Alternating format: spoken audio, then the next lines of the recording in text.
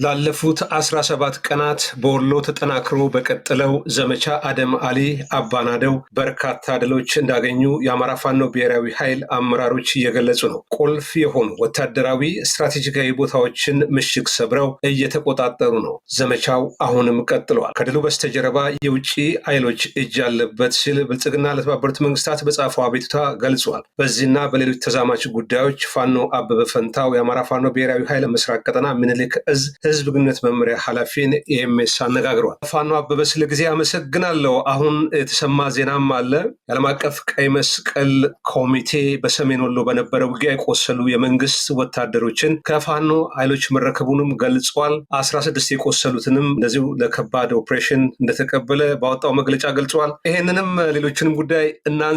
ምናልባት በቁጥጥር ስር የዋሉ የመከላከያ ሰራዊት አባላት የዓለም አቀፍ ቀይ መስቀል ጎብኝታቸዋል፣ ተረክቤያለሁ፣ አስፈላጊውን ቁሳቁስ አድርሻለሁ እያለ ነው። በተለይ ከትላንት በስቲያ ይመስለኛል መስከረም 28። ከዚህ መረጃ እንጀምር። ፋኖ አበበ አመሰግናለሁ ወንድማገኝ። የአማራ ፋኖ ብሔራዊ ኃይል እንግዲህ ብርቱ ትንቅንቅና ተጋድሎ እያደረገ ይገኛል። የአማራ ህዝብ የህልውና ትግል ላይ በዚህ የህልውና ተጋድሎ ምስራቅ አማራ ቀጠና ምኒልክ እዝ ሰሞኑን እንደምታውቀው ዛሬ 17ኛ ቀኑን የያዘ ዘመቻ አርበኛ አደም አሊ ወይም አባናደው በጣም አጀብ በሚያስብሉ ትላልቅ ድሎች ታጅቦ ቀጠለበት ሁኔታ ነው ያለው። ከዚህ ጋር ተያይዞ ቁጥሩ በመቶዎች የሚቆጠር ምርኮኛ ይዘናል። ያ የቆሰሉ የመከላከያ የሚሊሻ የአድማ ብተና አባላቶችንም ይጨምራል። ከዚህ ጋር ተያይዞ ለዓለም አቀፉ የቀይ መስቀል ማህበር ጥሪ አቅርበን ነበር በዋርካው ወዳጁ በኩል በምኒልክ እዝ ዋና ሊቀመንበር ማለት ነው። ከዛ በዘለለ በመግለጫም ጭምር ጥሪ ያደረግንበት በውስጥ በደብዳቤ የሚያሳወቅንበት ሁኔታ ነው ያለው እስከ ዋና መቀመጫው ጄኔቭ ድረስ ማለት ነው። በዛ ሂደት ውስጥ በቅርቡ የመጀመሪያ ደረጃ ጅማሮ የሚባል ደረጃ በዚህ በተጋድሎ የቆሰሉ የጠላት ዙፋን ጠባቂ ሰራዊቶችን ለቀይ መስቀል ማህበር ያስረከብንበት ሁኔታ አለ። እነሱን መቀበላቸውን በይፋ በመግለጫ ያሳወቁበት ሁኔታ አለና ይሄ ጥሩ ጅማሮ ነው። በቀጣይም ተጠናክሮ ሊቀጥል የሚገባ ነው። አጠቃላይ በትግሉ በዚህ በተጋድሎ ቆስለው የተማረኩትን ከአባቶቻችን በወረስነው ስሪታችን በሆነው ያው ቆሰለ እጅ የሰጠ ከዛፍ እንደተጠለለ ቁጥር ነው እና በዛ ደረጃ የሚኒሊክ ልጆች ስለሆንን ስማችንም እንደሚናገረው ይህንን አድርገናል። የቆሰሉትን አማራ ፋኖ ብሔራዊ ኃይል ምስራቅ አማራ ቀጠና ምኒልክ እዝ የጤና መምሪያ ዶክተር አቡከር በኩል እና በሌሎችም አመራሮች ሕክምና ሲደረግላቸው ቆይቷል። በሕክምና ቡድናችን አቅማችን በፈቀደው ልክ አክመናል። ታቸውን ከፈጣሪ በታች ማቆየት ችለናል። ከዛ በኋላ ተጨማሪ ሕክምና የሚያስፈልጋቸው እንዳሉ እና መውሰድ እንደሚችል ቀይ መስቀል ባመለከትነው መሰረት ተቀበለበትና መቀበሉንም ያሳወቀበት ሁኔታ ነው ያለው። አጠቃላይ ከቁስለኛዎቹ ጋር ለቀይ መስቀል ካስረከነው ጋር ተያይዞ ባጭሩ ያለው መረጃ ይህንን የሚመስለው። በጣም ጥሩ። እንግዲህ ቀይ መስቀል ራሱ ያወጣው መግለጫ ስለሆነ እሱን ላስቀድም ብዬ ነው። ከ240 በላይ የቆሰሉ ሰዎችንም ቀይ መስቀል ሕክምና መስጠቱን ነው ያስታውቀው። እንግዲህ በዓለም አቀፍ ደረጃ ፋኖ ምናልባት ዓለም አቀፍ ወታደራዊ ሕጎችን በመቀበል በማክበርም ጭምር ምርኮኛ አያያዝም ሕክምና አሰጣጥም ምናልባት ወደፊት ቀይ መስቀሎች የሚመሰክሩትም ይሆናል። ይሄ በጎ ጎን እንዳለው ብዙዎች እየገለጹ ነው ያሉት። እስቲ ፋኖ አበበ ወደ ዘመቻ አደም አሊ አባናደው ኦፕሬሽን እንምጣ። በዚህ 17 ቀን ውስጥ በርካታ ድሎች እንደተገኙ የተነገረ ነው። ዋና ዋና የወረዳ ከተሞች በሰሜን ወሎ፣ በደቡብ ወሎ ማስለቀቅ እንደተቻለና የፋኖ አዲስ የመንግስት መዋቅርም የሚመስል ነገር ከህዝቡ ጋር አዲስ አስተዳደር መመስረታቸው የተገለጸ ነው። በጋሸና ላይም ከባድ ትንቅንቅ እንዳለ ላለፉት 3 ቀናት ሰምተናል። እስቲ በዚህ አውደ ውጊያ የተገኙ ድሎችና የጋሸናው ትንቅንቅ ምን ደረሰ የሚሉትን በዋና ዋና እናንሳ። ተሰበሩ የተባሉት ዋና ዋና ምሽጎችንም መረጃው ካለ። አመሰግናለሁኝ ወንድማገኝ። እንግዲህ በዚህ ዘመቻ አርበኛ አደም አሊ ወይም አባናደው ጠላትን ከስር ከመሰረቱ ነው እየናድ ነው የመጣ ነው ባለፉት 17 ቀናቶች። እንግዲህ ከዛ በፊት ብርቱ ስራዎችን ሰርተናል። በጣም ጠንካራ ስራዎችን ሰርተናል። ፖለቲካ፣ ወታደራዊ ስራዎችን፣ ሰራዊታችንን የማቀናጀት መገምገም፣ ጥሩ ጠንካራ ጎናችንን አጠናክረን የመቀጠል ታማ ጎናችንን ደግሞ የማስተካከል እና ሌሎችም ስራዎች የሰራንበት ሁኔታ ነው ያለው። ከዚህ ጋር ተያይዞ በዚህ አውደ ውጊያ ትልቅ ድል እንድናመጣ አድርጎናል። እንግዲህ ከሙጃ ጀምረን ነው እየተናደ እስከ ሀይቅ ጫፍ ድረስ የሄደው እስከ ጃሪ ድረስ፣ በዚህኛውም በኩል ደግሞ እስከ ደጋማው ማለት ነው እስከ ደላንታ እስከ ሳይንት፣ ከዛም ቀጥሎ እስከ ሸዋ ጫፍ እና ጎጃም ጫፍ ድረስ ሙሉ ቤት አማራ በሚባል ደረጃ በማነቃነቅ በተለይ ደግሞ ስራ ሰርቼባቸዋለሁ ብሎ ያሰባቸውን ምዕራብ ወረዳ 11 ወረዳዎች አካባቢ፣ ደሴ ዙሪያ፣ አጠቃላይ ደቡብ ወሎ፣ ምስራቃዊ ቀጠና ቢስቲማን፣ የኮምቦልቻ ዋሳኝ አካባቢዎችም ጭምር የአየር መንገድ ሰራዊታችን ሙሉ ለሙሉ ሁሉንም በመዳሰስ ያለን ፋኖ ያለበትን ቁመና ለህዝባችን፣ ለሰራዊታችን፣ ለዓለም አቀፉ ማህበረሰብም ጭምር ያሳየንበት ትልቅ ድል የተመዘገበበት ዘመቻ ነው። እንግዲህ በአርበኛ አደማሊ ወይም አባናደው ስም የተሰየመው ይሄ ዘመቻው ከበድ ያለ ትላልቅ ድሎችን ልናስመዘግብበት የምንችል ዘመቻም ስለሆነ ነው በዚህ አርበኛ የተሰየመው። በጣም ጀግና፣ በጥቂት ሰራዊት ቀጠናውን አስከብሮ ለዛሬ ያበቃ፣ ዛሬ ክፍለ ጦርም ኮርም እዝም ድረስ እንዲደርስ ትልቅ ሚና የተጫወተ መሪያችን ስለነበር ነፍሱን ይማረው። ከዛ አንጻር ነው ዘመቻውም የተሰየመው። ከዚህ ጋር ተያይዞ በጣም ቁልፍ የሚባሉ የፖለቲካ ማዕከል የሚባለውን የሰሜን ወሎ ዞን መቀመጫ ወልዲያ ከተማንም ጭምር በቋፍ ላይ እያደረስንበት፣ አሁንም ጊዜ ገዝተን ማስተካከል ያለብን አስተካክለን ሁሉ ጥሰን የምንገባበትና ሙሉ ለሙሉ የምንቆጣጠርበት እድሎች እንዳሉ ናቸው።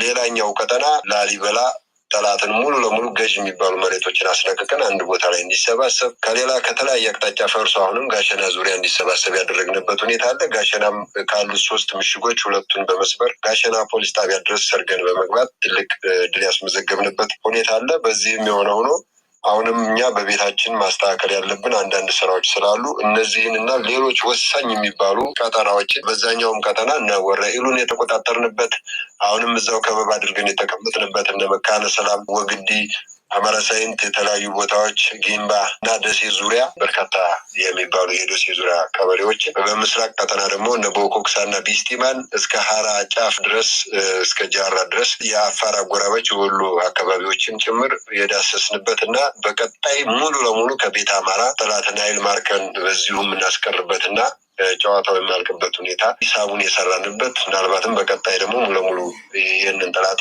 የምንደመስስበትን ያሳየንበት፣ ለህዝባችን፣ ለዓለም አቀፉ ማህበረሰብ ፋኖ ያለበትን ቁመና በተለይ ደግሞ ሁሉ ነገራችን የሆነውን ህዝባችንን ደረጃችንን ያሳየንበት፣ ህዝባችን ያውቃል እሱን ያሳየንበት ሁኔታ ነው ያለው።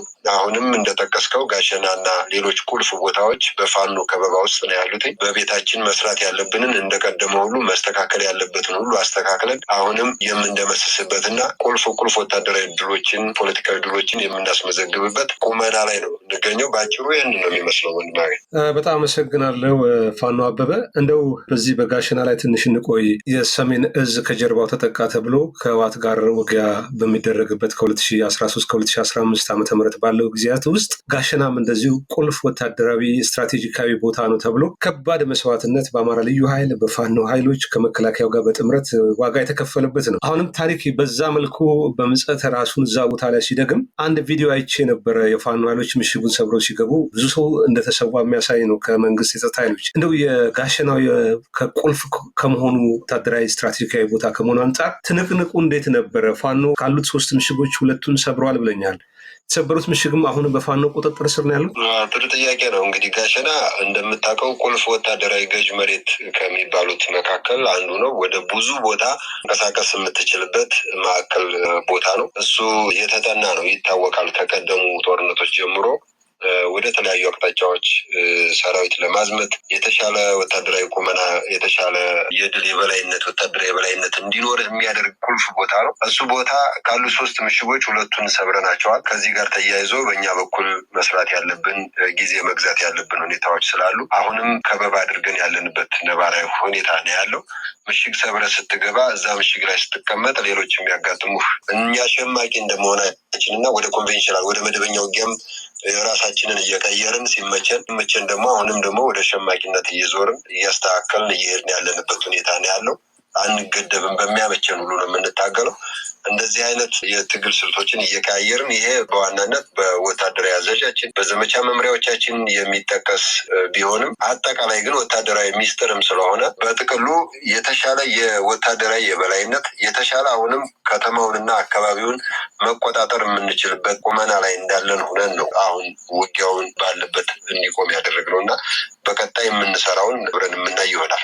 በጣም ጥሩ። ከዚህ ጋር ተያያዥነት ያለው ሌላው ጥያቄ ምንድን ነው? እንግዲህ የመንግስት ኃይሎች በተለይ ብልጽግና የሚመራው የውጭ ጉዳይ ሚኒስቴር በጋሸና ወይም በአጠቃላይ ከሰሜን ወሎ ከአርበኛ አደማሊ አባናደው ዘመቻ አንጻር ፋኖ የተገኙ ድሎች ከበስተጀርባ የኤርትራ መንግስት የህወሓት ኃይሎች እንዳሉ የገለጸበት ነው። ምናልባት ለተባበሩት መንግስታት የተጻፈውን ደብዳቤ ተመልክተው ከሆነ ፋኖ በወሎ አካባቢ በወልዲያ ዙሪያ የተገኙ ድሎች የእነዚህ ኃይሎችን ከበስተጀርባ ግፊት ስላለ ነው የሚል ክስ ቀርቧል። በሌላ መልኩ ፋኖ በተባበሩት መንግስታት እንግዲህ የኢትዮጵያ መንግስት እያጠቃኝ ነው በሚል እውቅና በተዘዋዋሪ የሰጠበት ሁኔታ አለ። ይሄንን እንዴት ነው የምታየው?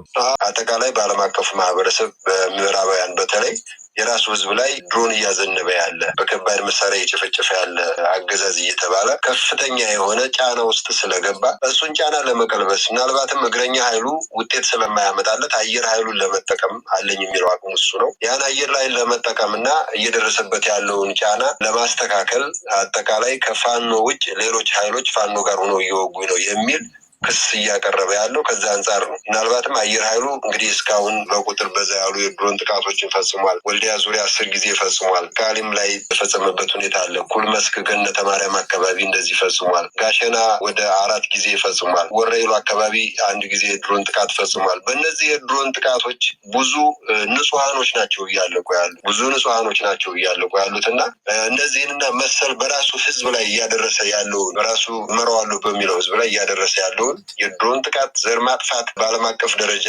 ወቀሳ እየደረሰበት ስለሆነ የራሱ ህዝብ ላይ ድሮን የሚተኩስ እየተባለ ስለሆነ ይህንን ለመሸፋፈን ብዙ ርቀቶች እየሄደ ነው። ይሄን ኩነና የምናየው ከዛ አንጻር ነው። እኛ ከዛ በዘለለ ደግሞ በሰሜን በኩል ሊከፍተው ላሰበው ጦርነትም አሁንም አጀንዳ አድርጎ እየያዘው ነው። ከዛ ውጭ ግን እኛ ህዝባችን ምስክር ነው። ማንኛውም ሚዲያ፣ ዓለም አቀፍ ማህበረሰብ መሬት ላይ ያለውን እውነታ ከህዝቡ ማረጋገጥ ይችላል። ከኛ አይደለም። ፍርዱን ለህዝብ ትተነዋል። አጠቃላይ ከዚህ ጋር ተያይዞ ያለው ነገር ግን ማምለጫ ፍለጋ ነው። በፋኖ ተሸነፍኩ ማለት ነው። በእጅ አዙር ግን መሸነፉንም ጭምር የተናገረበት ነው እና አጠቃላይ ከዚህ ከፍረጃውና ከክሱ ጋር ተያይዞ ማለት የምፈልገው ነገር ባጭሩ ይሄንን ነው። በጣም አመሰግናለሁ። እንግዲህ የአማራ ፋኖ ብሔራዊ ኃይል የሚያደርገው እንቅስቃሴ በተለያየ መንገድ ጆሮ ስቧል።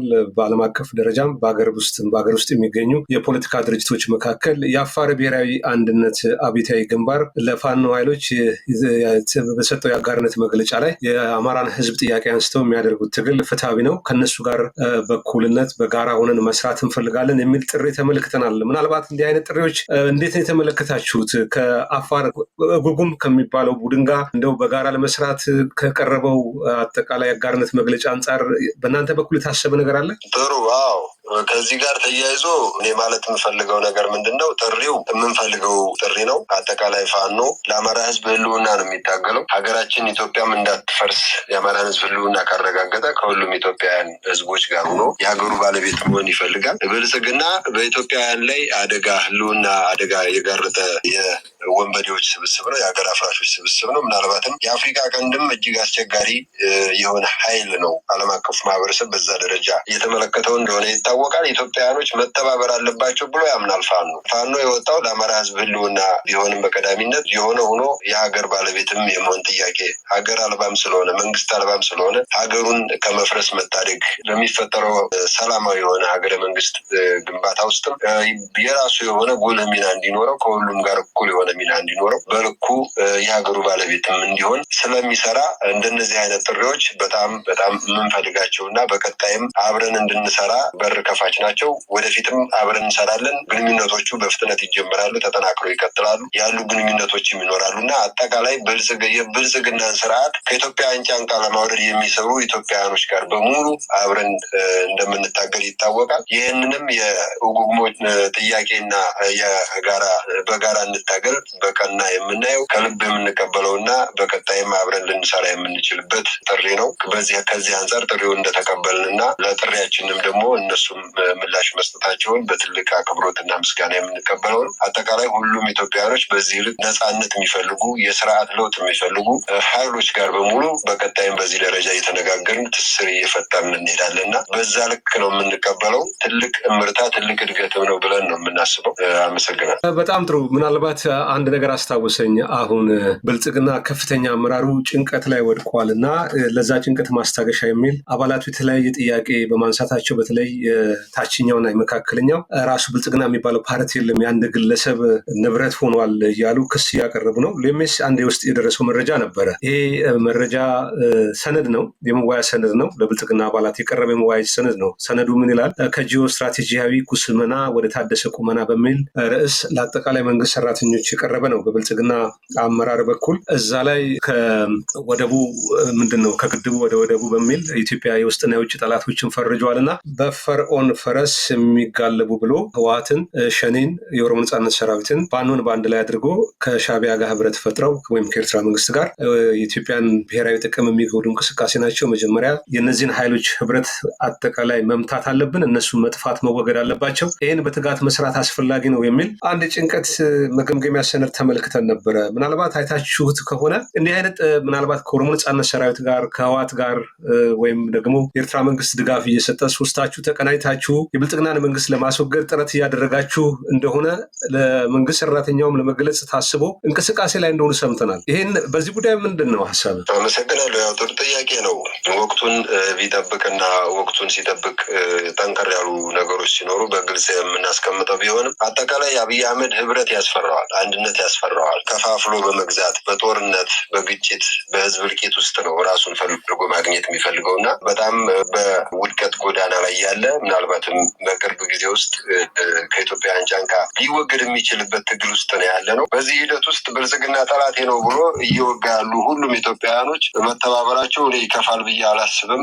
አጠቃላይ አሁን እንደ ፋኖ የፈጠርናቸው ህብረቶች የፈጠርናቸው አሊያንሶች በዚህ ሰዓት ምናልባትም ከመርህ አንጻር በእኔ ይጠቀሳል አይጠቀስም እሱ ሌላ ጉዳይ ስለሆነ ወደፊት በሚመለከተው አመራር የሚቀርብ ቢሆንም አጠቃላይ ግን ይሄ ሰነድ እኛም እናውቀዋለን። ጄኔራል አበባው ታደሰም ኮምቦልቻ ላይ ሰብስቦ አወያይቶበታል። አጠቃላይ ስርዓቱ የተጨነቀበት ህብረት ሲመጣበት በጣም ይፈራል፣ ይርዳል። በተለይ ደግሞ ፋኖን ነው እየተዋጋ ያለው፣ ፋኖን ነው ሲኮንን ብዙ ጊዜ የምታየው። አገዛዙ ግን ፋኖ ብቻ አይደለም እየታገለ ያለው፣ ፋኖን ትጥቅ አንስቶ በአፈሙዝ እየተዋጋው እየታገለው ስለሆነ ትልቅ ትኩረት አድርጎ ከፋኖ ጋር ይዋጋ እንጂ አገዛዙ ሊያውቀው ሊረዳው የሚገባው ነገር ፋኖ ብቻ አይደለም፣ አማራ ብቻ አይደለም እየታገለው ያለው። ደረጃው ሊለያይ ይችላል እንጂ ሁሉም ኢትዮጵያውያኖች እየታገሉት ነው ብዬ አምናለሁ።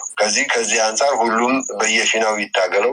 ከዛ በኋላ የስርዓት ከተወገደ በኋላ በየአቅጣጫው የመጣው የኦሮሞም ህዝብ፣ የትግራይም ህዝብ፣ የአፋር ህዝብ፣ የሶማሌ ህዝብ ሁሉም ኢትዮጵያውያን አጠቃላይ ይመጥኑ ይወክሉኛል በሚሉት ድርጅትም ይሁን ቡድንም ይሁን አጠቃላይ የብልጽግናው ስርዓት ከተወገደ በኋላ ከጦርነት ውጭ የሆነ መፍትሄ በማስቀመጥ በመነጋገር ሁሉም የሀገሩ ባለቤት የሚሆንበት እና በልኩ የስልጣንና ኢኮኖሚ ባለቤት ሆኖ ሀገሪቱ ማስቀጠል የሚችልበት ምህዳር መፈጠር አለበት ብለን እናምናለን። ከዚህ አንጻር ከአሊያንስ ጋር ከህብረት ጋር በተያያዘ ከመርህም አንጻር በቀጣይ ያለቀ ነገር ሲኖር በሚመለከተው የአመራር ክፍል በአማራ ፋኖ ብሔራዊ ኃይል ማለት ነው እኛም እንደ ህዝብ ግንኙነት የምናቀርበው ነገር ቢኖርም ያለቀ ነገር ሲኖር ይዤ የምመጣ ይሆናል። አጠቃላይ ግን ዋናው መታወቅ ያለበት ነገር አብይ አህመድ ህብረት ያስፈራዋል፣ አንድነት ያስፈራዋል። እንደዚህ አይነት ነገር እየመጣ እንደሆነ ስለሚያውቅ ፋኖ ጋር እየተዋጋ ግን ፋኖ ብቻ ሳይሆን ሌሎችም ጭምር ሊጥሉት ከጫንቃቸው ሊያወርዱት እየታገሉት እንደሆነ ስላወቀ ከመጨነቅም የተነሳ እያወጣ ያለው ሰነድ ነው እና አጠቃላይ